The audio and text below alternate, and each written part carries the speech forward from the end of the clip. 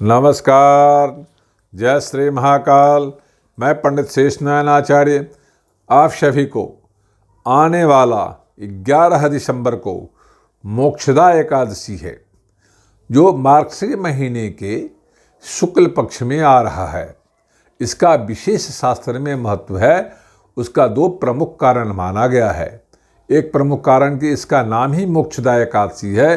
दूसरा है जो देवउठनी शुक्ल पक्ष कार्तिक के महीने में होता है, उसके बाद मार्गशीर महीने के शुक्ल पक्ष में एकादशी आ रहा है। अब आपको विधान करना है जो इस मोक्षदा एकादशी को हम देवता को क्यों अर्पण करें, क्योंकि यदि आप देवता को समर्पण करते हैं तो मोक्ष की रास्ता और आपको भगवान ही आपको प्रदान करते हैं। भगवान आशीर्वाद देते हैं, मार्ग दिखाते हैं, उस हिसाब से आपको मोक्ष मिलता है। तो जो अपने परिवार में, अपने समाज में, जिसके लिए भी आप अच्छा सोच बना हुआ है, मोक्ष का मात्र यही संसार छोड़ देना ही नहीं होता। मोक्ष का अर्थ होता है सभी वस्तुओं को प्राप्त करना। तो यदि आप और भी कोई वस्तु प्राप्त कर सकते हैं इस भुवन पे, तो उसके लिए भी महत्व दिन है। आप सबसे पहले स्नान ध्यान करिए, अपने आप को अच्छा वस्त्र धारण करके और आसन लगा करके सामने शालिग्राम का सारा विधान करिए और सारा पूजा का विधान रख करके शालिग्राम का पूजन करिए। साथ में तुलसी का दल रखिए, सामने केला का वृक्ष रखिए।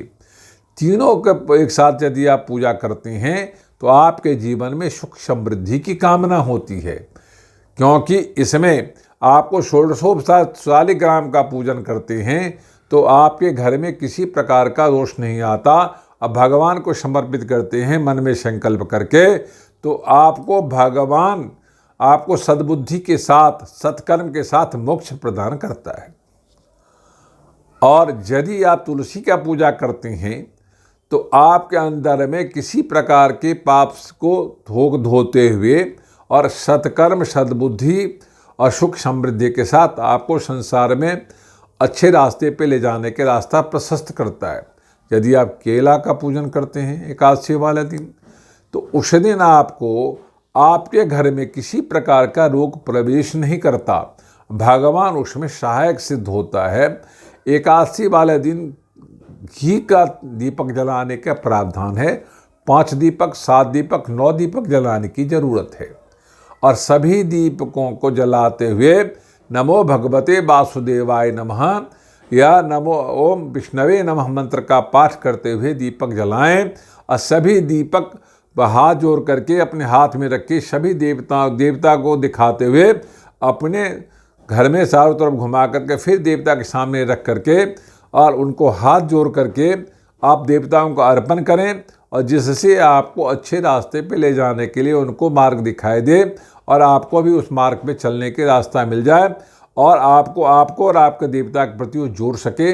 ऐसा मन में संकल्प करते हुए जो एकादशी व्रत करते हैं, जो स्नान ध्यान करते हैं, एक होता है जल पी के करते हैं जो फल भी नहीं लेते, एक फल खा के करते हैं जो अन्न नहीं लेते, और 2 प्रकार का होते हैं। 3 प्रकार का व्रत होता है जो अन्न जल फल कुछ नहीं लेते। कई लोग जल लेते हैं और फल अन्न नहीं लेते हैं। कई लोग फल लेते हैं, अन्न का तो लेते ही लेते हैं। 3 प्रकार का फल होता है, 3 प्रकार का विधान है इसमें। तो तीनों में से जो आपके शक्ति आपके अंदर हो उसको करने की जरूरत है। अगले दिन गंगा जल, तुलसी दल हाथ में रख करके भगवान शालिग्राम, तुलसी को थोड़ा सा अर्पण करते बाद में अपने मुखाकृति में लेकर के व्रत को समाप्त करना चाहिए।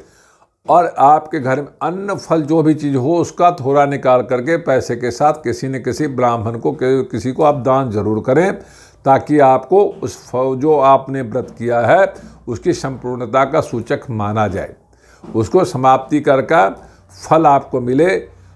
ऐसा विधान है, जो लोग ऐसा करते हैं उसको अच्छा फल मिलता है, ऐसा शास्त्र कहता है। ये वीडियो यदि अच्छा लगा हो तो लाइक करना, सब्सक्राइब करना, शेयर करना ना भूलें। ओम शांति।